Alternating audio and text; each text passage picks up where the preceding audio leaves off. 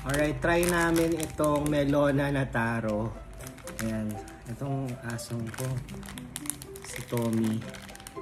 Na vision freeze ng ate ko na pinaalaga sa akin. Ang hirap alagaan, be. Kailangan lagi mo siyang kasama. Ay, dito ka nga. Dito ka. Char. Uy, baka malaglag ka, be. Ang hirap, wait. So, try natin review tong Melona taro. This is like basically ube. Baka malaglag ka, be.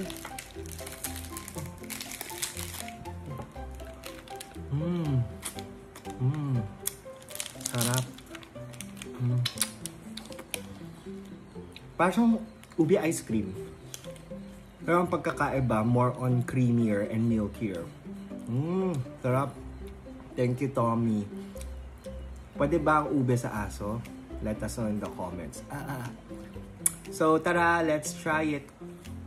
9.5/10. Masarap siya. I think must try siya. Lalo na 32 pesos. Sige, babara ko na to.